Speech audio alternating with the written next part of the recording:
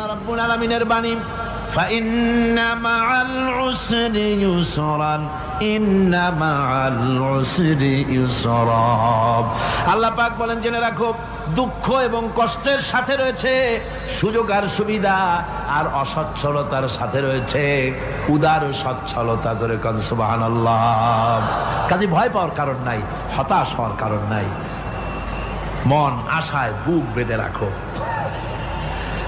গুনাহ করেছো, হতাশ হয়েও না। যুবকদের গুনাহ করা স্বাভাবিক। ইউনিভার্সিটির ছাত্র, কলেজের ছাত্র, প্রফেসর, শিক্ষক, অফিসার ঘুষ খেয়েছেন, জিনা করা হয়েছে, মদ খাওয়া হয়েছে, মিথ্যা কথা বলা হয়েছে, যাই কিছু করেন না কেন ভয় পাওয়ার কারণ নাই, নিরাশ হওয়ার কোনো দরকার নাই। আল্লাহ পাক ডেকে বলেছেন, কুল ইয়া ইবাদিয়াল্লাযীনা আসরাফু আলা আনফুসিহিম লা তাকনাতু মির রাহমাতিল্লাহ। আরে আমার আল্লাহর মতো এত ভালো আর কেউ আছে? এত দরদ আর কারো আছে? আমার আল্লাহ বলেন, ও নবী, আপনি শুনায় দেন, হে আল্লাহর বান্দারা, তোমরা যারা নিজেদের উপরে বাড়াবাড়ি করেছো, নিজেদের উপরে জুলুম করেছো, অত্যাচার করেছো, আমি আল্লাহর রহমত থেকে নিরাশ হয়ে যেও না। মানুষ যদি অপরাধ করে, বাপের সাথে অপরাধ করেছে, মায়ের সাথে অপরাধ করেছে, মা বাবা সন্তানের চাইতে এত বড় কল্যাণকামী তো আর কেউ নাই, কিন্তু মা বাবা কোনোদিন বলে না, আয় আমার ছেলে তোরে মাফ করে দেই, এরকম বলে নাকি? মন চায় ছেলে যদি মাপ চাইতো, খুশি হয়ে মাফ করে দিতাম, কিন্তু কেন যে আসে না, ডাকে না যে আয় মাফ করে দেই। মা বাপ আপনাকে এত ভালোবাসে, সেই মা বাপও আপনাকে বলে না যে আয় মাফ করে দেই। আমার আল্লাহ হচ্ছেন এমন আল্লাহ, আল্লাহ রাব্বুল আলামিন ডাকেন, এ বান্দা, খুন করেছিস ফিরে আয়, জিনা করেছিস ফিরে আয়, হত্যা করেছিস ফিরে আয়, চুরি করেছিস ফিরে আয়, কুফরি করেছিস ফিরে আয়, সুদ খেয়েছিস, ঘুষ খেয়েছিস, মদ খেয়েছিস ফিরে আয়, এসে আমার দরবারে চোখের পানি ফেল, আমার দরবারে কাঁদাকাটি কর। ইন্নাল্লাহা ইয়াগফিরুয যুনুবা জামিআ ইন্নাহু হুয়াল গফুরুর রহিম। আমার দরবারে চোখের পানি ফেলে কান, আমি রব্বুল আলামিন জিন্দেগীর গুনাহ মাফ করে দেব। সুবহানাল্লাহ কোন, সুবহানাল্লাহ কোন। আমার কাছে কান, চোখের পানি ফেল। আল্লাহ রাব্বুল আলামিনের কাছে বান্দার দুইটা ফোঁটা বেশি প্রিয়। একটা হলো জিহাদের ময়দানে যে রক্ত ফোঁটা দেওয়া হয়, এটা আল্লাহর কাছে প্রিয়। আর আল্লাহর ভয়তে গুনার জন্য লজ্জা করে, অনুশোচনা করে বান্দা যখন চোখের পানি ছেড়ে দেয়, আল্লাহর কাছে এটা অত্যন্ত প্রিয়। নবীজি বলেছেন, বান্দা যখন গুনার ভয়তে, আল্লাহর ভয়তে, জাহান্নামের ভয়তে অনুশোচনা করে যখন চোখ দিয়া পানি ছেড়ে দেয়, ওই চোখের পানি নাকের অর্ধেক আসতে না আসতে আল্লাহ রাব্বুল আলামিন বান্দারে মাফ করে দেন। আল্লাহ বরদাস্ত করতে পারেন না যে বান্দা কান্দু। আমার ভাইরা, আল্লাহ রহমত, এই পৃথিবীতে আল্লাহর রহমতকে 100 ভাগ করা হয়েছে। আল্লাহ রহমতের কত ভাগ? এই 100 ভাগের 1 ভাগ সারা পৃথিবীতে ছড়াই দেওয়া হয়েছে। আর 99 ভাগ কার কাছে? আল্লাহর কাছে। একটা ভাগ দুনিয়া ছড়ানো হয়েছে আদম আলাইহিস সালাম থেকে নিয়ে এই পর্যন্ত, এখান থেকে নিয়ে কিয়ামত পর্যন্ত পৃথিবীতে যত মানুষ আসবে, যত প্রাণী আসবে, তাদের মধ্যে প্রাণী জগতেও গাবি তার বাছুরকে ভালোবাসে, ঠিক কিনা? হাতি তার বাচ্চাকে ভালোবাসে, ঠিক কিনা? মুরগি তার বাচ্চাকে ভালোবাসে কিনা? প্রত্যেক মাই তার সন্তানকে ভালোবাসে মানুষের মতো। এই ভালোবাসা, স্নেহ, এই মমতা, এই করুণা, এই মহব্বত একটা ভাগ দুনিয়ায় দেওয়ার পর আপনি আর আমি যতটুকুন ভাগে পেয়েছি সেই মহব্বতে, স্ত্রীর মহব্বতে অস্থির, মায়ের মহব্বতে অস্থির, সন্তানের মহব্বতে অস্থির। এখন চিন্তা করেন, একটা ভাগ সারা পৃথিবীতে বিতরণ করার পর যেটুক পেয়েছি তাতে যদি এত মহব্বত হয়, তাহলে এর 99 ভাগ মহব্বত যে আল্লাহর কাছে জমা আছে, এই বান্দার জন্য তার কত মহব্বত, এই বান্দার জন্য কত করুণা তার, কত মহব্বত তার, কত দয়া তার। এজন্য আল্লাহ রাব্বুল আলামিন বলেছেন, নাব্বি ইবাদি আন্নী আনাল গফুরুর রহিম। ও আমার নবী, সুসংবাদ দিয়ে দাও, বান্দাদেরকে শোনায় দাও যে আমি আল্লাহ তাআলা ক্ষমাশীল আর দয়াবান। হুজুর কাঁদতেছিলেন, হযরত ওমর রাদিয়াল্লাহু তাআলা আনহু এসে দেখেন হুজুর একা কাঁদতেছে। হুজুর জিজ্ঞেস করছেন, হযরত ওমর জিজ্ঞেস করলেন, হুজুর আপনি কাঁদেন কেন একা একা? হযরত ওমর বলেন, আমি যখন প্রশ্ন করলাম নবীজি বললেন, আমার কাছে কিছু আগে জিবরাইল এসেছিলেন, জিবরাইল এসে আমাকে বললেন আল্লাহ পাক বলেছেন, হে আমার নবী, ইসলামের ভিতরে থেকে যে সমস্ত মানুষগুলো ইসলামের ভিতরে থেকে চুল আর দাড়ি পাকায় দিছে, কিয়ামতের দিন এই লোকগুলারে আমি শাস্তি দিতে আমার শরম হবে। হযরত ওমর বলেন, হুজুর উম্মতের জন্য কত বড় খোশ খবর এটা, আর আপনি কাঁদতেছেন। হুজুর বলেন, ওমর তুমি জানো না আমার কান্নার কারণ ভিন্ন।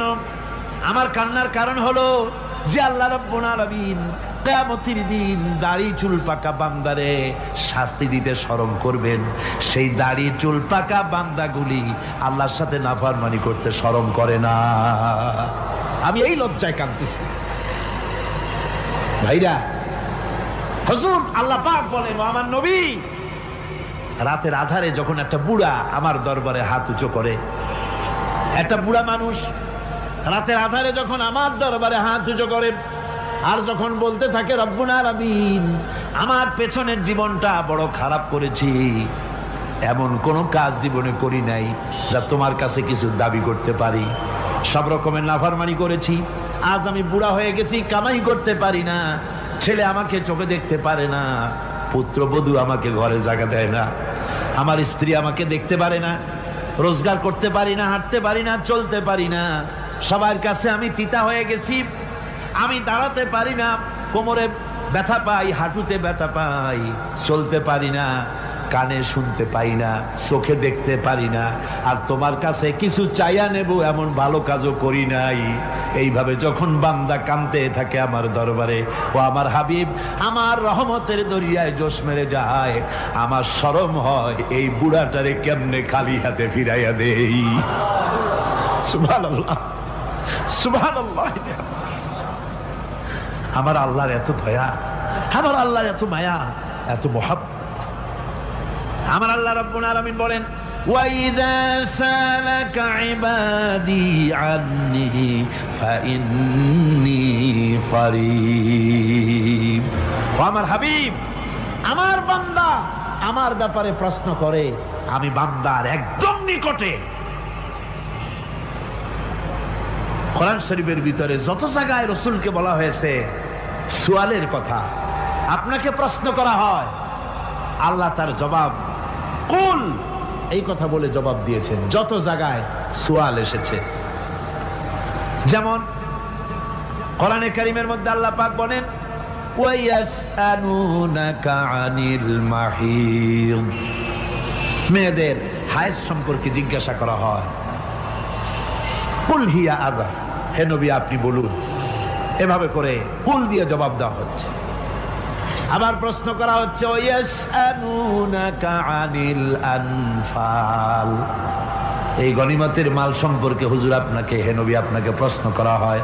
আল্লাহ কুল দিয়া জবাব দিলেন, আল্লাহ বলেন আপনি বলেন। ওয়ায়াসআলুনাকা আনিল খামরি ওয়াল মাইসির, আল্লাহ পাক বলেন নবী আপনারে প্রশ্ন করা হয়, কুল ফীহিমা ইসমুন কাবীর, আল্লাহ কুল দিয়া বললেন তুমি বলো। আবার বলা হলো ওয়ায়াসআলুনাকা আনিল আহিল্লা, কুল হিয়া মাওয়াকিতু লিন্নাস। ও নবী, আপনাকে প্রশ্ন করা হয় চাঁদের ক্রমবর্ধমান এবং ক্রমহ্রাস, এই যে বাড়ে আর কমে, পূর্ণিমা হয় অমাবস্যা হয়, কেন হয়?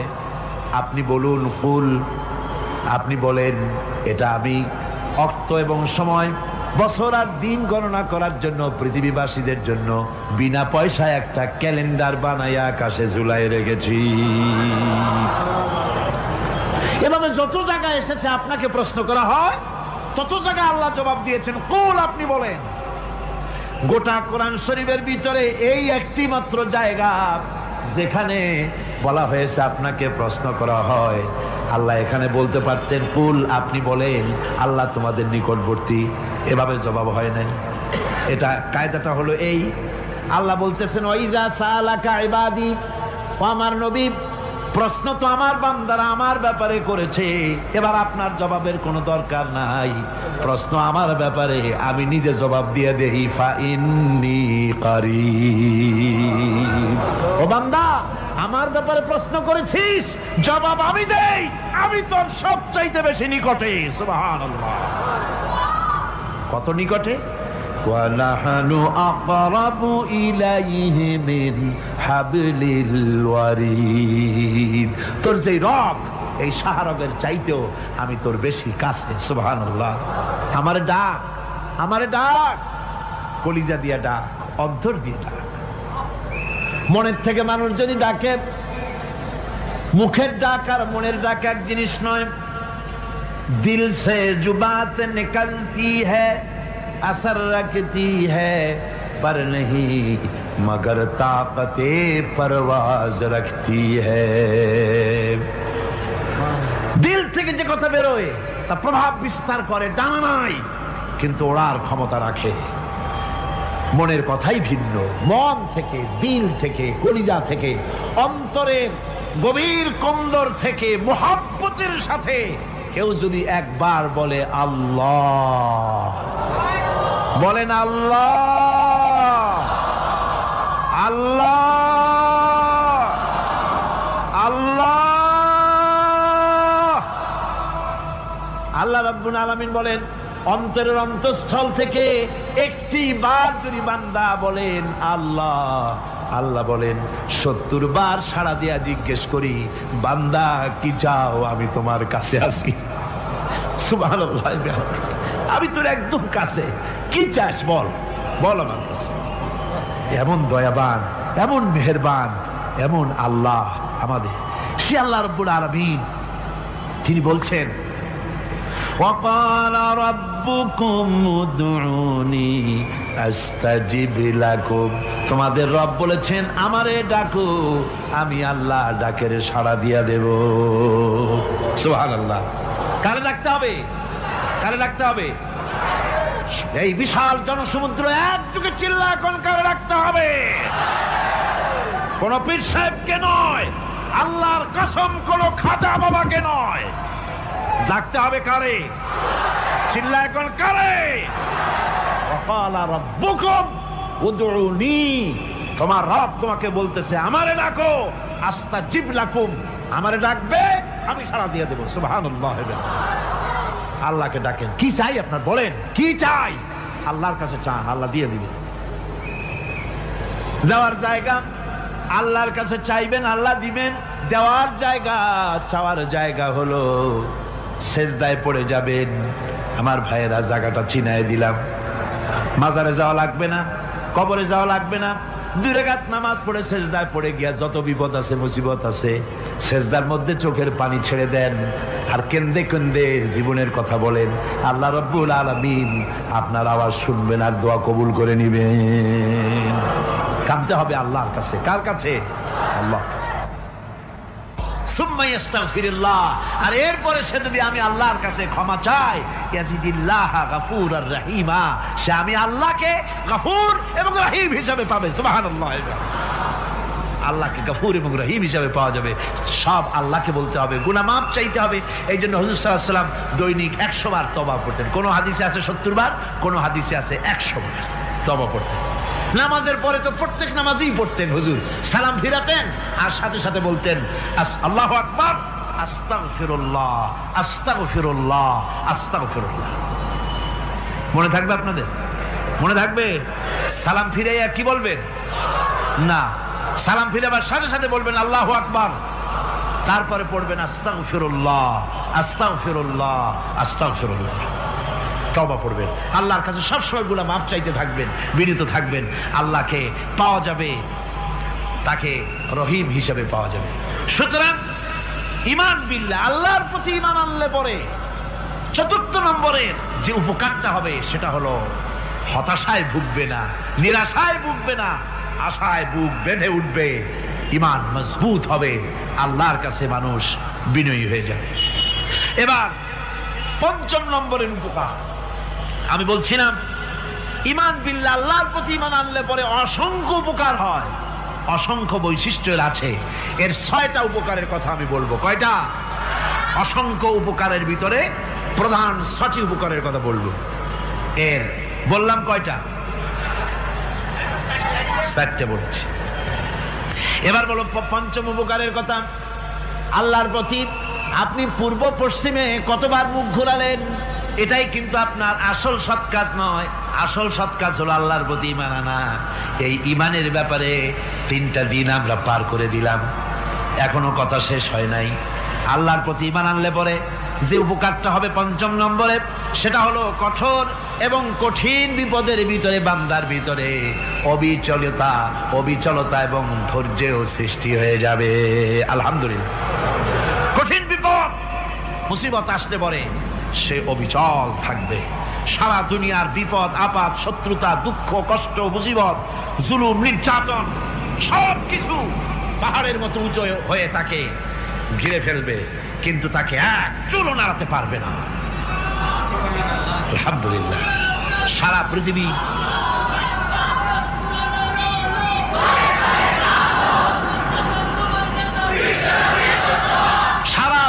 একদিকে আর সে একা একদিকে থাকবে। বিরোধিতা তো হবেই, বিপদ তো আসবে।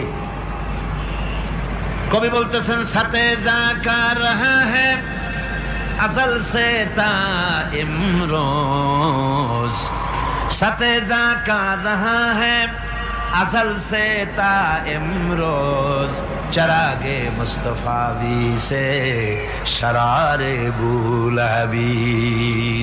সে আবহমান কাল থেকে শুরু করে মুস্তাফা সাল্লাল্লাহু আলাইহি ওয়াসাল্লামের দীপ শিখার সাথে আবু জাহেল, আবু লাহাবের অগ্নিস্ফুলিঙ্গের টক্কর লেগেই আছে। রাসূলুল্লাহর আল্লাহর দেওয়া এই বিধান, এই দ্বীনের বাতিটা টিম টিম করে চলেছে।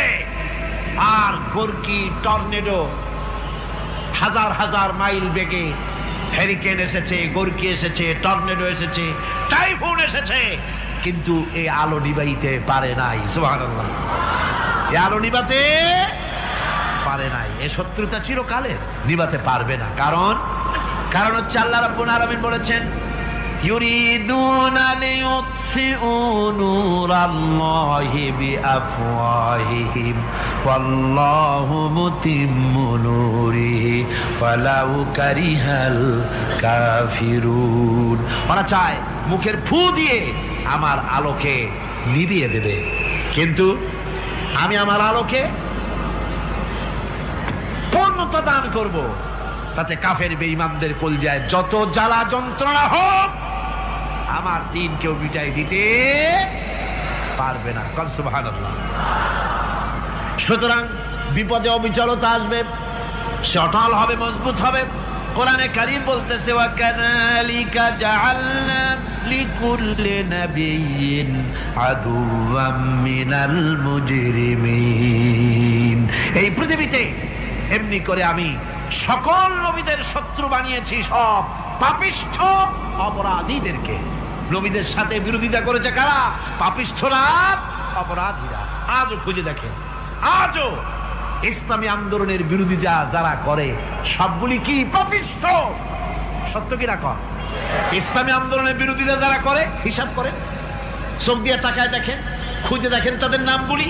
মদখোর, জেনাকার, বদমাশ, চোর, হাইজাকার, বেনামাজি, লুটেরা, মিথ্যাবাদী, সবচাইতে সমাজের নিকৃষ্ট লোকগুলি ইসলামের বিরুদ্ধে।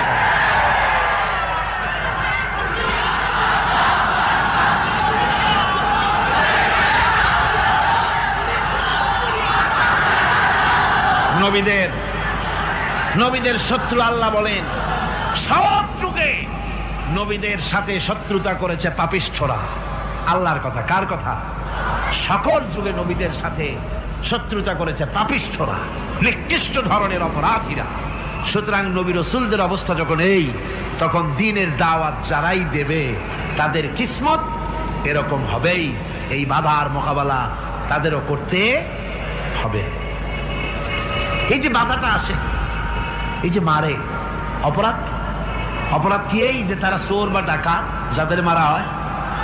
আল্লাহ রাব্বুল আলামিন বলেন অপরাধ হলো ওয়ামা নাকামু মিনহুম ইল্লা আইয়ুমিনু বিল্লাহিল আজিজিল হামিদ। অপরাধ হচ্ছে ইমানদার লোকদের উপরে নির্যাতন চালিয়েছে, অন্য কোনো কারণে নয়। কারণ একটাই, তারা আল্লাহর জমিনে আল্লাহর দ্বীন প্রতিষ্ঠা করতে চেয়েছে, আর কোনো অপরাধ না। জমিন আল্লাহর, জমিন কার? এই বিশাল জনসমুদ্র গর্জে উঠুন একযোগে, বলুন জমিন কার? আইন চলবে কার? এখানেই সংঘর্ষ বেঁধেছে আবহমান কাল ধরে। মানুষ অত্যাচারিত হয়েছে, সাহাবায়ে কেরাম অত্যাচারিত হয়েছেন। বুখারী শরীফের হাদিসে এসেছে রাসূল করিম সাল্লাল্লাহু আলাইহি ওয়াসাল্লামের কাছে হযরতে খাব্বাব গিয়ে উপস্থিত হয়েছিলেন। হযরতে খাব্বাব বলেন, হাদিসটা এভাবে লেখা হয়েছে বুখারীতে, ওয়ান খাব্বাব বিন আরিদ রাদিয়াল্লাহু তাআলা আনহু قال شكونا إلى رسول الله صلى الله عليه وسلم وهو متوسد بردة له في ظل الكعبة। রাসূলুল্লাহর কাছে গেলাম, কাবা শরীফের কাছে গিয়ে দেখি নবীজি একটা চাদর গায়ে দিয়ে তিনি আরাম ফরমাচ্ছিলেন কাবা শরীফের ছায়ায়। সেখানে গিয়ে বললাম, আলা তাস্তানসিরু লানা আলা তাদউ লানা ইয়া রাসূলুল্লাহ, হে আল্লাহর রাসূল, আপনি কি আমাদের জন্য আল্লাহর কাছে দোয়া চাইবেন না? আপনি কি আল্লাহর কাছে আমাদের জন্য সাহায্য চাইবেন না? আমাদের লোকগুলিকে, মুসলমানগুলিকে মারতে মারতে তো শেষ করে ফেলে দিল। তারা আমাদের সুমাইয়াকে মারলো, আমাদের খাব্বাবকে উটের সাথে পায়ের দড়ি লাগায় টানলো, আমাদের খোবায়েবকে তারা আগুনের উপরে চিৎ করে শোয়ায় রাখলো, না খায় রাখতেছে, মারতেছে, কষ্টে তো শেষ হয়ে গেলাম। হুজুর, আপনি কি আমাদের জন্য দোয়া করবেন না? হাদিস শরীফে এসেছে নবীজি উঠে বসলেন সোজা হয়ে। নবীজি বলেন, ও আমার সাহাবী, ও খাব্বাব, শোনো, তোমাদের আগে এই পৃথিবীতে যারা দ্বীনের দাওয়াত দিতে এসেছিলেন তাদেরকে সমকালীন রাষ্ট্রশক্তি, সমাজ শক্তি তাদেরকে ধরতো। ফায়ুখাজুর রাজুলো, তাদেরকে তারা ধরতো। ফায়ুহফারু লাহু ফিল আরদ, আর তার জন্য জমিনের ভিতরে কবর বানাইতো। ওই কবর ফায়ুজালু ফিহা, ওই কবরের ভিতরে তাকে কোমর পর্যন্ত গেড়ে দিত। সুম্মা ইউতা বিল মানশার, এরপরে করাত আনতো। ফায়ুদাউ আলা রাসিহি, এরপরে ওই করাত তার মাথার উপরে রাখতো। ফায়ুজালু নিসফাইন, এরপরে করাত দিয়া চিরে জীবিত মানুষটারে দ্বিখণ্ডিত করে ফেলে দিত। মা ইয়াসুদ্দুহু যালিকা আন দীনিহি। ও আমার খাব্বাব, এত কষ্ট দেওয়ার পরেও সেই যুগের কোন মুসলমানকে, দ্বীনের দায়ীদেরকে আল্লাহর দ্বীন থেকে এক চুলো তারা সরাই দিতে পারে নাই, এক চুলো সরাতে পারে নাই। ওয়াল্লাহি, ও খাব্বাব, আমি আমার আল্লাহর নামে কসম করে বলছি, লা ইউতাম্মান্নাল্লাহু হাযাল আমরা হাত্তা ইয়াসিরা আর-রাকিবু মিন সানা ইলা হাযরামাউত। আমি কসম করে বলি, আল্লাহ রাব্বুল আলামিনের এই সানা থেকে হাযরামাউত পর্যন্ত লোকেরা যাতায়াত করবে, সুন্দরী রমণীরা গমন করবে, সদাগরেরা যাতায়াত করবে, টাকা নিয়া পয়সা নিয়া যাতায়াত করবে। তাদের মনের মধ্যে লুটের ভয়, টাকার ভয়, চুরির ভয়, ডাকাতির ভয়, জেনার ভয়, হত্যার ভয়, ধর্ষণের ভয়, কোনো ভয় থাকবে না। লা ইয়াখাফু ইল্লাল্লাহ, আল্লাহ ছাড়া কোনো ভয় থাকবে না। এমন একটা সমাজ, এমন একটা সময় আসবে। ওয়ালাকিন্নাকুম তাস্তাজিলুন, অথচ খুব তাড়াহুড়ো তোমরা করতেছো। তাড়াহুড়ো করো না, সময় আসবে ইনশাআল্লাহ। আমার ভাইয়েরা, আমার বন্ধুগণ, কঠিন বিপদে অবিচলতা এবং ধৈর্যের দৃষ্টান্ত রেখে গেছেন আম্বিয়া আলাইহিমুস সালাম। সুবহানাল্লাহ। কঠিন বিপদে অবিচলতা, দৃঢ়তা, ধৈর্য কারে বলে, তার দৃষ্টান্ত কারা রেখেছেন? আম্বিয়া আলাইহিস সালাম, ওনারাই আমাদের আদর্শ, নবীরাই আদর্শ, সাহাবায়ে কেরাম রিদওয়ানুল্লাহ তাআলা আলাইহিম আজমাইন আমাদের আদর্শ। ভাইরা আমার, মুসা আলাইহিস সালামকে ফেরাউন যখন ঘিরে ফেলে দিল, কোরআনের সব কথা গল্প গুজবার ইতিহাসের জন্য লেখা হয় নাই। কোরআনের মধ্যে যা লেখা হয়েছে সব বান্দাদের উপদেশের জন্য, যাতে করে লোকেরা চিরটা কাল এর থেকে উপদেশ নিয়ে নিজেদের তৈরি করতে পারে। জোরে বলেন সুবহানাল্লাহ। মুসা আলাইহিস সালামের কথা আল্লাহ বলেন, ফেরাউন তাকে ঘিরে ফেলে দিল, পালাবার রাস্তা নাই। ফালাম্মা তারাআল জামআন ক্বালা আসহাবু মূসা ইন্না লামুদরাকুন। মুসা আলাইহিস সালামের উম্মতেরা বললেন, হে মুসা, পাকড়াও হয়ে গেছি, পালাবার রাস্তা নাই। তিন দিক থেকে আমাদেরকে ঘেরাও করেছে ফেরাউনের শক্তি। সামনে কি? দরিয়া, আর তিন দিকে কি? ঘেরাও আন্দোলন। পালাবার পথ নাই, পালাবার পথ নাই। সারাশি আক্রমণ, ঘেরাও আন্দোলন। এই যে ঘেরাও টেরাও তো আজকে নতুন নাই, ঘেরাও আসছে অনেক আগের থেকে। আসলে কথা বুঝতে পেরেছি। মাইক না থাকলে আমি কি করবো কোন? আজকে এরকম হচ্ছে কেন? আগামীকাল ঠিক হবে ইনশাআল্লাহ, রাগ করেন না। গান হচ্ছে, বসেন বসেন। শয়তান ঢুকছে মাইকের মধ্যে। অনেক সময় হয় কি, মাইকের হাই পাওয়ারের যে মেশিন আছে, এর ভিতরে ইথার থেকে রেডিওর ওই গানগুলি ওর মধ্যে ঢুকে পড়ে। কথা বুঝতে পেরেছেন? এই জন্য শয়তান তো আর বসে থাকে না, ওরও তো কিছু করার আছে। ধৈর্য ধরেন, ধৈর্য ধরেন। কালকে অপারেটরদেরকে মাওলানা শামসুদ্দিন সাহেবের কাছে অনুরোধ করব, অপারেটর একটু ভালো করে হেদায়েত করে দেবেন। মাইকে আজকে আমার নিজেরও কষ্ট হচ্ছে, আমিও বুঝতে পারছি না যে আমার কথাগুলি কি আওয়াজে বেরোচ্ছে, যার জন্য আমাকে বেশি চিল্লাইতে হচ্ছে। বক্তাকে কি লাউডে তার কথা বেরোচ্ছে তা তার কানে আসতে হয়, তাহলে বোঝা যায় যে আমার কথাগুলি কিভাবে বেরোচ্ছে।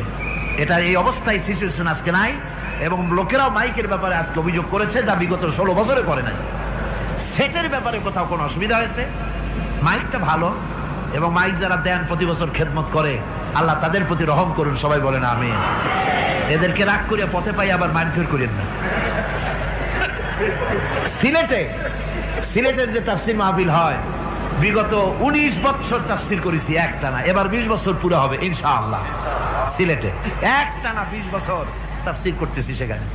তো মাইক, একটা লোক বিনা পয়সায় মাইক দেয়, মাইকের ভাড়া সে নেয় না। তাফসিরের মাহফিলের মাইকের ভাড়া নেয় না।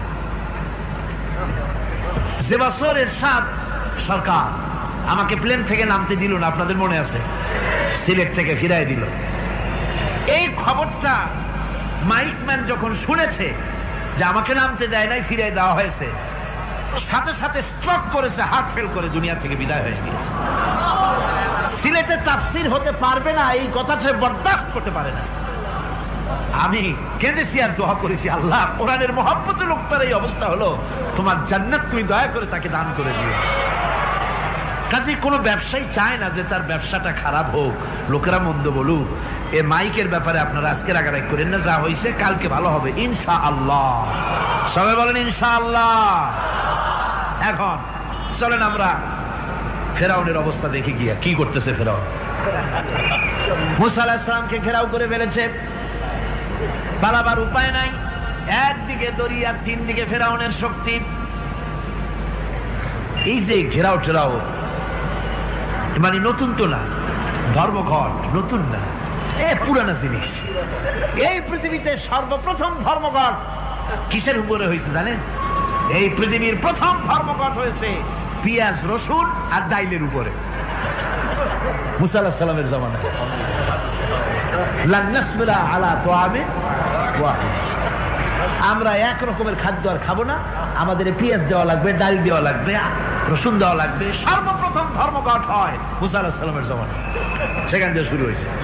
কিন্তু মশাল মিছিল যে আসলো কই থেকে, এইটা আমি খুঁজে পাইনি। পরে প্রত্যেকটা জিনিসের তো ইতিহাস আছে, আমি খুঁজতে খুঁজতে পেলাম। আমি জানি না এর ইতিহাস মূলে কোথায়, কিন্তু আমি যতদূর খুঁজে পাইছি সেটা হলো মশাল মিছিলের আবিষ্কার হয়েছে লঙ্কায় রাবণের সময়। হনুমানের লেজে আগুন দিয়া তারপরে লঙ্কা কাণ্ড ঘষালো, নামই আছে লঙ্কা কাণ্ড। হনুমানের লেজে আগুন দিয়ে রাবণ যে লঙ্কায় মশাল মিছিল করেছিল হনুমানকে দিয়া, ওই হনুমানের ওই সিস্টেমটা এখনো আমাদের দেশে চালু আছে। এইটা আসলে কোন ভদ্রলোকের এই মিছিল হওয়া উচিত না। আগুন নিয়ে কিসের মিছিল? আগুন হলো জাহান্নামের প্রতীক। আগুন কিসের প্রতীক? জাহান্নামের প্রতীক। যদিও আমাদের উপকারে লাগে, কাজে লাগে। সুতরাং আমরা যা করব প্রত্যেকটা জিনিসের পেছনে সুন্নতে নববীর কোনো না কিছু থাকতে হবে। কথা বুঝতে পেরেছেন? 3 দিক থেকে ঘেরাও হয়ে গেছে, পালাবার কোনো রাস্তা নেই। হযরতে মুসা আলাইহিস সালামের কাছে উম্মতেরা বললেন, পালাবার তো কোনো পথ নাই, এখন উপায়টা কি? আমাদের তো আর উপায় নাই। মুসা আলাইহিস সালাম দেখেন বিপদে পড়ে গেছেন, কিন্তু ধৈর্য হারান নাই, ভয় পান নাই। ভয় পাইছিলেন? ভয় পেয়েছেন? প্রশ্নই ওঠে না। মুসা আলাইহিস সালাম আল্লাহ পাক যাদেরকে বলেছেন উলুল আযম রাসূল, যাদের বলেছেন তার মধ্যে হযরত মুসা একজন উলুল আযম পয়গম্বর। চারটিখানি কথা না, আল্লাহ কথা বলছেন তার সাথে, কালিমুল্লাহ তিনি। সুবহানাল্লাহ। কর মুসা আলাইহিস সালাম শোনালেন, কাল্লা ইন্না মাইয়া রাব্বি সায়াহদিন। কখনো নয়, আমার উম্মতেরা ভয় পেও না, আমার রব অবশ্যই আমাকে পথ দেখাবে। সুবহানাল্লাহ। 3 দিক থেকে শত্রু, একদিকে দরিয়া, পালাবার কোন রাস্তা নাই। সেখানে দৃঢ়তার সাথে তিনি বলছেন, অবশ্যই আমার আল্লাহ আমারে পথ দেখাবে। সুবহানাল্লাহ। নবীরা এই দৃঢ়তা দেখিয়েছেন, অবিচলতা দেখাইছেন। আল্লাহ পাক মুসা আলাইহিস সালাম যখন এই দৃঢ়তা দেখালেন, এই অবিচলতা দেখালেন, সঙ্গে সঙ্গে জিবরাইল এসে হাজির হয়ে গেলেন। আল্লাহ পাক বলেন, ফাআওহাইনা ইলা মুসা আন আদরিব বিআসাকাল বাহরা ফানফালাকা ফাকানা কুল্লু ফিরকিন কাত্তাউদিল আযীম। মুসা আলাইহিস সালামকে আমি ওহী নাযিল করলাম, তাকে বললাম হাতে যে লাঠি আছে এই লাঠি দিয়ে আঘাত করো দরিয়ার উপরে। দরিয়ার উপরে আঘাত করলেন, একটা রাস্তা হয় নাই, 12টা রাস্তা তৈরি হয়ে গেল। আর দেওয়ালগুলা পাহাড়ের মতো উঁচা হয়ে গেল। দরিয়ার ভিতরে পাহাড়ের মতো উঁচা মজবুত 12টা রাস্তা। এবার মুসা আলাইহিস সালাম তার দলবল নিয়ে চললেন। আল্লাহ রাব্বুল আলামিন বলেন, ওয়া আনজাইনা মুসা ওয়া মান মাআহু আজমাইন। মুসা এবং তার সাথী সঙ্গীদেরকে আমি পার করে দিলাম। মুসা আলাইহিস সালাম এবং তার সাথী সঙ্গী নিয়ে যখন দরিয়ার মাঝখানে আসছে, ফেরাউন তার দলবল নিয়ে এসে গেছে। আসে দেখে নদীর মধ্যে রাস্তা। বাবা, খুব তো কায়দা।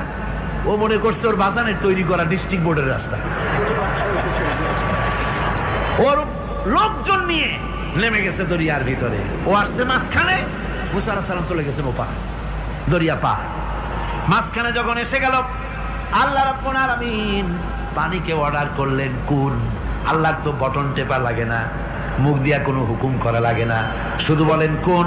যে ব্যাপারে কুন বলেন ফায়াকুন, সাথে সাথে হয়ে যায়। আল্লাহ বললেন কুন, আর অমনি রাস্তা বন্ধ হয়ে গেল। এবার তুফান শুরু হয়েছে নদীতে, ঢেউয়ের উপরে ঢেউ, মৌজুন কাল জিবাল, পাহাড়ের মতো উঁচু হয়ে হয়ে ঢেউ আসতেছে। দলবল ঘোড়া আর অস্ত্রপাতি যা ছিল সব মরিয়া শেষ।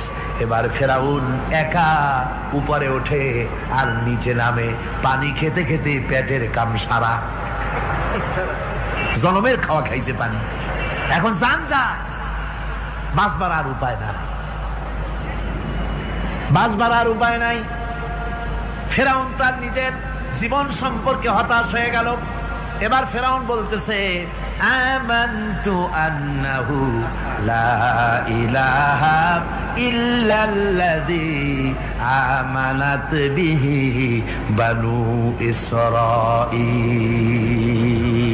আমি ঈমান আনলাম, আমি ঈমান আনলাম আল্লাহ ছাড়া কোনো ইলাহা নাই।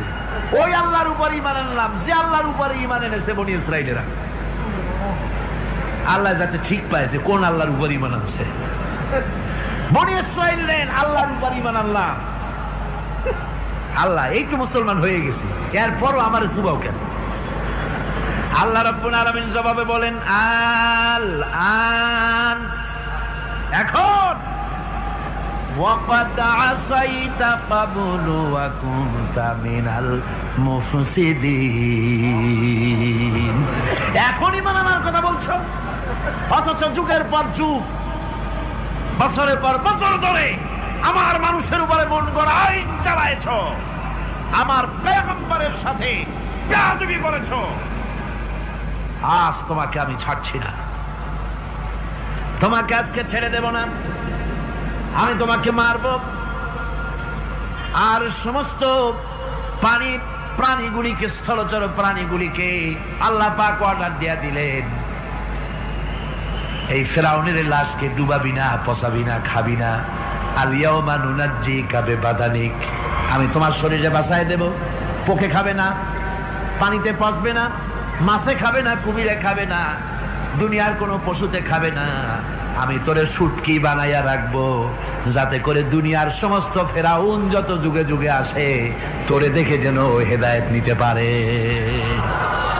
ফেরাউনকে আল্লাহ শুটকি বানায় রাখছে। আমি ফেরাউনদের লাশ দেখেছি ব্রিটিশ মিউজিয়ামে। ফেরাউন তো একটা না, অনেকগুলা, আসলটারে অবশ্য দেখিনি। ব্রিটিশ মিউজিয়ামে ওই ফেরাউনগুলার লাশ যখন অসুবিধা হয়, মমিগুলি, তখন ইংল্যান্ডে নিয়ে যায় চিকিৎসা করাবার জন্য। চোখ টোক আছে গর্তের ভিতরে, তারপরে চামড়া টামড়া হাড়ের সাথে মিশানো, ওইভাবে চেহারা দেখলে মনে হয় যে সত্যি ফেরাউনিগুলো। আর ব্রিটিশের কাম মিশর থেকে না আনছে এমন কোনো জিনিস নাই। আমি সেখানে এক বক্তৃতা বলছিলাম, আপনারা এদের এখন সভ্য, এদের এখন ভদ্র, এরা হলো ইন্টারন্যাশনাল চোর, ওরা সারা দুনিয়া চুরি করেছে। লন্ডনে বক্তৃতা করেছি, সারাটা দুনিয়া চুরি করছে, আমাদের দেশকে শোষণ করেছে। এই বিশাল ভূভাগকে শোষণ করে ইংল্যান্ডের দ্বীপটাকে তারা সাজাইছে। তারা ময়ূর সিংহাসনের, শাহজাহানের ময়ূর সিংহাসনের ময়ূরের বাম চোখে কোহিনূর মণি লাগাইছিলেন, শাহজাহান ময়ূরের ডান চোখে কোহিনূর মণি লাগায় নাই। কোহিনূর মণির অনেক দাম, আমি দেখে এসেছি মণি, এখন সেটা কুইন এলিজাবেথের মুকুটে শোভা পাচ্ছে। সেই মণি এমনি বলে প্রবাদে ৭ রাজার ধন এক মাণিক্য, বলেন এরকম, অনেক দাম। শাহজাহান দেখালেন, আমি মুসলমান, আমার কাছে এটার দাম নাই, এই জন্য ময়ূরের ডান চোখে লাগালাম না, বাম চোখে লাগাই দিলাম। এইটাতে চুরি করছে। তারপরে মিশর থেকে, মিশরের মমি চুরি করেছে, জুতা চুরি করছে, ছাতি চুরি করছে, পিসা চুরি করেছে। আমি বললাম, এগুলা কি ভদ্রলোক নাকি? এরা জুতা চোর, পিসা চোর, লাঠি চোর, সব চুরি করেছে। যাই দেখেন ব্রিটিশ মিউজিয়ামের মধ্যে সব দুনিয়ার চুরি করা জিনিস নিয়ে তারা মানুষকে দেখাইয়া পয়সা অর্জন করছে। টিপু সুলতানের তরবারিটা পর্যন্ত চুরি করেছে। আজ পর্যন্ত ব্রিটিশ মিউজিয়ামে টিপু সুলতানের তরবারিটা আছে, আমি তরবারিটা দেখে এসেছি। আমার বন্ধুগণ, বলতেছিলাম যে পৃথিবীতে আল্লাহ রাব্বুল আলামিন নবীরা তাদের চরিত্র দিয়ে বিপদের মোকাবেলা করে, দুনিয়ার সামনে কঠিন বিপদের মোকাবেলা করে অবিচলতা, দৃঢ়তা দেখায় গেছেন যে কেমন করে এই পৃথিবীতে বিপদের সামনে মোকাবেলা করতে হয়। ধৈর্য ধরতে হবে, বিপদ আসবে পাহাড় সমান হয়ে, আপনাকে ধৈর্য ধারণ করতে হবে সেভাবে বুক বেঁধে। যেহেতু এটা যদি বিশ্বাস হয় যে আমার কিসমতে যা আছে তার থেকে বেশি কিছু হবে না, তাহলেই আপনার ধৈর্য আসবে, ভয় পাবেন না। কথা ঠিক কিনা কন? এবারে হযরত হুদ আলাইহিস সালাম সম্পর্কে আল্লাহ রাব্বুল আলামিন বলেন, হযরতে হুদকে যখন ষড়যন্ত্র হলো, কাফির বেঈমানেরা তাকে মেরে ফেলার জন্য যখন সরকারি ষড়যন্ত্রে লিপ্ত হয়ে গেল, হযরতে হুদ সমাজের এই চ্যালেঞ্জের মোকাবেলা করলেন। হযরত হুদ বলেন, ফাকিদুনি জামিআন সুম্মা লা তুনজিরুন ইন্নী তাওয়াক্কালতু আলাল্লাহি রাব্বি ওয়া রাব্বিকুম আমি তোমরা তোমাদের ষড়যন্ত্র আমার বিরুদ্ধে যত পারো আমার বিরুদ্ধে ষড়যন্ত্র চালাও, এতটুকুন আমার অবকাশ দিও না।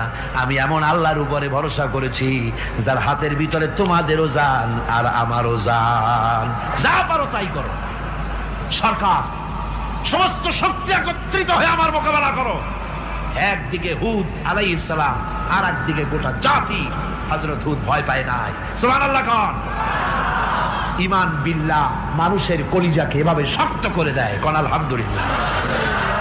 এবারে এই বিপদের, কঠিন বিপদের মোকাবেলা করে আমার রাসূল যে প্রমাণ দিয়া গেলেন, আমার রাসূল যে কঠিন বিপদের মোকাবেলা করলেন, ভাইরা আমার, হিজরতের রাতে সওর পাহাড়ের ভিতরে যখন তিনি আশ্রয় নিলেন, হযরতে আবু বকরের সাথে ছিলেন।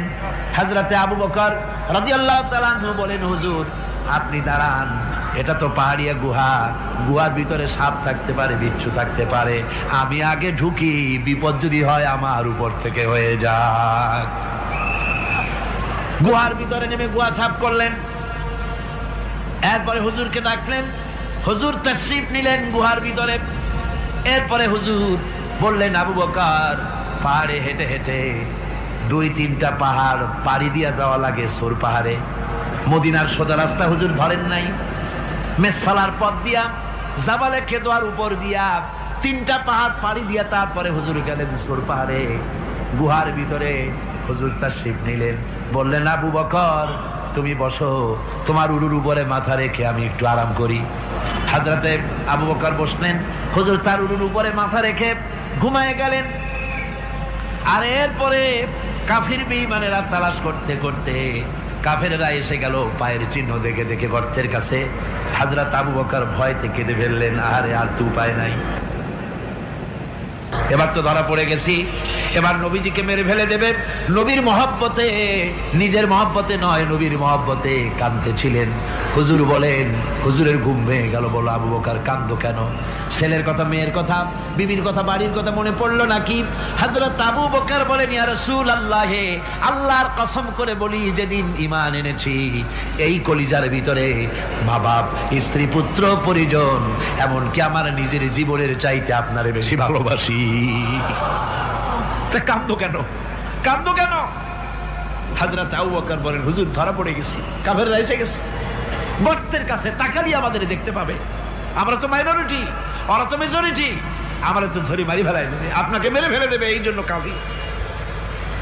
আল্লাহ রাব্বুল আলামিন, হুজুর তখন কি দৃঢ়তা, কি অবিচলতা, কি ধৈর্যের পাহাড় সম মনোবৃত্তি তখন দেখালেন।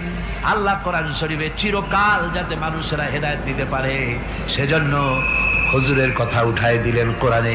আল্লাহ পাক বলেন, ইযহুমা ফিল গার ইয ইয়াকুলু লিসাহিবিহি লা তাহজান ইন্নাল্লাহা মা'ানা। ও বন্ধু, ভয় পেও না, আল্লাহ আমাদের সাথে আছেন। সুবহানাল্লাহ। আল্লাহ আমাদের সাথে আছেন। আমরা মাইনরিটি নই, আমরাই মেজরিটি। আল্লাহ আছে আমার সাথে, ভয় পাওয়ার কোনো কারণ নাই। সুবহানাল্লাহ। আল্লাহ পাক বলেন, ফাআনজালাল্লাহু সাকিনাতাহু আলাইহি ওয়া আইয়াদাহু বিজুনুদিন লাম তারাওহা। আমি এদের অন্তরের ভিতরে আমি শান্তি নাজিল করে দিলাম, প্রশান্তি দিয়া দিলাম, আর আমি সাহায্য করলাম, আর এমন সব সৈন্য পাঠায় দিলাম যে সৈন্যগুলি তোমরা দেখতে পাও নাই। সুবহানাল্লাহ ওয়া বিহামদিহি। ভাইরা আমার, রাসূল করিম সাল্লাল্লাহু আলাইহি সাল্লাম এই বিপদের মাঝে, চরম বিপদের মাঝে অবিচলতা, দৃঢ়তা, কঠিন আত্মনির্ভরতা দেখিয়েছেন। এগুলি হলো ঈমানের 5 নম্বরের উপকারিতা। আল্লাহর প্রতি ঈমান আনলে এভাবে পাহাড় সম ঈমান মজবুত হয়ে যায়। জেলের পরোয়া করি না, ফাঁসির পরোয়া করি না, শহীদ হওয়ার পরোয়া করি না, মেরে ফেলে দেবে, উড়ায় দেবে, হত্যা করবে, পরোয়া করি না। পরোয়া করি কেবলমাত্র কাকে? জোরে বলেন, কারে? এইরকম মুসলমান হাজার হাজার লাখ লাখ দরকার নাই, 313 জন যথেষ্ট। কয়জন যথেষ্ট? 313 জন যথেষ্ট। বদরে যারা জান দিয়ে মাল দিয়ে দিনকে প্রতিষ্ঠিত করেছিলেন, এরকম 313 দিনই যথেষ্ট ছিল। এই দৃঢ়তা, এই অবিচলতা, এই ঈমান, এই ধৈর্য শিক্ষা দেয়, এই উপকার করে ঈমান বিল্লাহ। আল্লাহর প্রতি ঈমান আনলে এভাবে পাহাড়ের মতো শক্ত হয়ে যায় কলিজা। কোন আলহামদুলিল্লাহ। আমার বন্ধুগণ, এবার আমি বলবো সর্বশেষ উপকারের কথাটা বলি, মোনাজাত ছেড়ে দেব। কয়টার কথা বলছিলাম? উপকার 6টা উপকারের কথা বলেছি। অনেকগুলি বৈশিষ্ট্য, অনেকগুলি উপকারের মধ্যে আল্লাহর প্রতি ঈমানের 6টা উপকারের কথা 5টা বলা হয়ে গেছে। এবার 6ষ্ঠ নম্বর এবং শেষ নম্বর, এটা হচ্ছে আল্লাহর প্রতি ঈমান আনলে পরে তার দ্বারা সবচাইতে বেশি ফায়দা পায় সমাজ এবং রাষ্ট্র। কোন আলহামদুলিল্লাহ, কোন আলহামদুলিল্লাহ। আল্লাহর প্রতি ঈমানের দ্বারা নৈতিক সংশোধন হয় এবং রাষ্ট্র আর সমাজ সবচাইতে বেশি উপকৃত হয়। কারণ হলো ঈমানদার ব্যক্তি আল্লাহর প্রতি যে ঈমান এনেছে, তার মনের মধ্যে ধারণা এটা হয়, আমার কোনো কাজ তো গোপন থাকে না। ইন্নাল্লাহা লা ইয়াখফা আলাইহি শাইউন ফিল আরদি ওয়ালা ফিস সামা। আল্লাহর কাছে গোপন বলতে কিছু নাই, আকাশেও নাই, জমিনেও নাই, কোনো কিছু গোপন নাই। সুতরাং আমি যা করি সব আল্লাহ দেখেন এবং শোনেন। এমনকি মানুষ যে কল্পনা করে, সে কল্পনাও আল্লাহ টের পায় না, নাকি টের পায় কিনা? ওয়াইন তুবদু মিন আনফুসিকুম আও তুখফুহু ইউহাসিবুকুম বিহিল্লাহ। মনের ভিতরে যে কল্পনা করো, আল্লাহ পাক বলেন এই কল্পনারও হিসাব আমি রব্বুল আলামিন তোমার কাছ থেকে নেব। ফায়ুআযযিবু মান ইয়াশাউ, যারে খুশি শাস্তি দেব আর যারে খুশি আমি মাফ করে দেব। জোরে বলেন সুবহানাল্লাহ। ফায়াগফিরু লিমান ইয়াশা ওয়া ইউআযযিবু মান ইয়াশা, যারে খুশি মাফ করব, যারে খুশি শাস্তি দেব, কল্পনারও হিসাব নেব। এই কথা মুমিনের যদি জানা থাকে, তাহলে আর তার কোনো চিন্তা থাকে না, তার নৈতিক চরিত্র ভালো হয়ে যায়। কোন সুবহানাল্লাহ। আমার বন্ধুগণ, ঈমানদার লোক, আল্লাহর প্রতি ঈমান আসলে পরে সমাজ উপকৃত হয়, রাষ্ট্র উপকৃত হয়ে যায়। যেহেতু বান্দা জানে আমি দায়িত্বহীন কোনো কথা বলতে পারবো না, দায়িত্বহীন কোনো কাজ করতে পারবো না। আল্লাহ পাক বলেছেন, মা ইয়ালফিযু মিন কাউলিন ইল্লা লাদাইহি রাকীবুন আতীদ। বান্দা এমন কোনো কথা বলে না যে কথা আমার ফেরেশতারা রেকর্ড করে না রাখে। কাজী মুমিন ব্যক্তি আল্লাহর ভয়তে দায়িত্বহীন কথা বলবে না। নির্বাচন আসতে পরে রাস্তা সোনা দিয়ে বান্ধায় দেব, এই করব সেই করব, না খাইয়া কেউ মরবেন না। আসে না নির্বাচনের সময় সেরাগালি বদনারা মঞ্চে দাঁড়িয়ে কত বড় বক্তৃতা করে, ভাইয়ের আমার, বোনের আমার, এবার আমার বোতল মার্কা বাক্স, আপনারা আমাকে ভোট দিয়ে দেশ এবং জাতির আরেকবার 12:30 বাজাইবার সুযোগ দিন। এবার ক্ষমতায় গেলে কেউ না খাইয়া মরবেন না, কিন্তু কি খাইয়া মরবে তাও বলে না। এর মানে প্রতি অর্থ হচ্ছে এই, ওরা যদি ক্ষমতায় যেতে পারে তাহলে বিষ খাইয়া হোক, গুলি খাইয়া হোক, কিছু না কিছু খেয়ে মরতে হবে। একেবারে খালি পেটে মরলে গ্যাস্ট্রিক হওয়ার সম্ভাবনা আছে। ঈমান বিল্লাহ যদি না থাকে, আল্লাহর ভয় যদি না থাকে, তাহলে দায়িত্বহীন কথা বলে। আর আল্লাহর ভয় যদি থাকে, তাহলে নৈতিকতার সংশোধন হয়ে যায়, দায়িত্বপূর্ণ কথা বলে, মানুষকে ফাঁকি দেয় না। আমার বন্ধুগণ, আল্লাহ রাব্বুল আলামিন তার বান্দা যারা আল্লাহকে ভয় করে, সে ভয় করা বান্দাগুলির মনের মধ্যেই চিন্তা এসে যায়, আমি যেখানে থাকি না কেন আল্লাহ আমাকে দেখতেছেন, শুনতেছেন। রাতে হোক দিনে হোক, যেখানে আছি আল্লাহ আমারে দেখতেছেন। আল্লাহ পাক বলতেছেন, ওয়া হুয়া মাআহুম ইজ ইউবাইতুনা মা লা ইয়ারদা মিনাল কওলি ওয়া কানা আল্লাহু বিমা ইয়ামালুনা মুহীতা। আল্লাহ পাক বলেন, আমি তো আমার বান্দার নিকটে তখনও থাকি যখন সে গোপনে গোপনে রাতের বেলায় আমার মর্জির খেলাফ পরামর্শ করে। আমার মর্জির খেলাফ পরামর্শ করতেছে রাত্রে, আমি তো তখনও কাছে থাকি, ওটা আমি শুনি। ঈমান যদি আসে তাহলে এই সব কাজ থেকে সে বিরত থাকে। সে যদি কম হয় সেখানেও আল্লাহ, বেশিও যদি হয় সেখানেও আল্লাহ। এমন কোন জায়গা আছে নাকি চিটাগংয়ে যেখানে আপনি একটা আকাম করবেন আর আল্লাহ টের পাবে না? কোন আছে নাকি? আচ্ছা চট্টগ্রামে না থাকুক, বাংলাদেশের কোন জায়গা আছে নাকি? পার্বত্য চট্টগ্রামে যত পাহাড় আছে, উঁচু নিচে জায়গা আছে, ওই জায়গায় বোধহয় আছে নাকি? সারা পৃথিবীতে আছে কোথাও? আল্লাহকে ফাঁকি দেওয়ার জায়গা কোথাও? সব স্পষ্ট। আল্লাহ কি ঘুমায় নাকি? ঘুমায়? তার কাছে দিনও যায় রাতও তাই। সমানে তিনি দেখতে পান, শুনতে পান, সবকিছু দেখতে পান, সবকিছু শুনতে পান। তাকে ফাঁকি দেওয়ার কোনো উপায় নাই। এই জন্য ৬ষ্ঠ নম্বরের উপকার যেটা হয় সেটা হলো সমাজ উপকৃত হয় ওই মানুষ দিয়ে যার মধ্যে ঈমান আছে।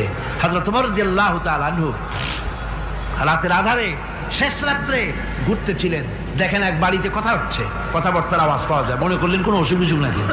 ঘরে গিয়ে কান পাচ্ছেন দেওয়ালের সাথে, শুনতে পাচ্ছেন ভিতরে বুড়ি মা তার মেয়েকে বলছে, এই মেয়ে ওঠ, উটের দুধ দোয়াই নিয়ে আসছি, এর মধ্যে পানি মিশা, তারপর সকালে বাজারে নিয়ে যা। মেয়ে বলছে, মা এই কামটা আমি পারবো না। কেন পারবি না? হযরত ওমর ফরমান জারি করেছেন, দুধে পানি মিশাতে নিষেধ করেছে, কাজে এই কাজটা আমি পারবো না। আরে বেটি, আমিরুল মুমিনিন দেখ এখন কোথায় যাই ঘুমাই আছে, সে কি দেখতেছে নাকি যে পানি মিশাই না কি মিশাই? মেয়ে বলতেছে, মা আমিরুল মুমিনিনকে ফাঁকি দেওয়া যেতে পারে, তার পুলিশ বাহিনীকে ফাঁকি দেওয়া যেতে পারে, কিন্তু আল্লাহ রাব্বুল আলামিনের চোখকে ফাঁকি দেওয়া যাবে না। হযরত ওমর এই কথা শুনে বাড়ি চলে গেলেন আর নিজের ছেলেকে ডেকে বললেন, ছেলে আমার, অমুক জায়গায় একটা বাড়ি আছে, সেখানে একটা যুবতী মেয়ে আছে, ওই মেয়েটার বিয়ে হয়েছে কিনা শোনো, যদি বিবাহ না হয়ে থাকে তুমি তোমার নিজের বিয়ের প্রস্তাব দাও। আমিরুল মুমিনিন এই মেয়েটা সুন্দরী কেমন, স্বাস্থ্য কেমন কিছুই দেখলেন না, দেখলেন তাকওয়া। কি দেখলেন? আল্লাহর ভয়। আল্লাহর ভয় যখন একটা জাতির মধ্যে আসে পুলিশ লাগে না, পুলিশের কাজ কমে যায়।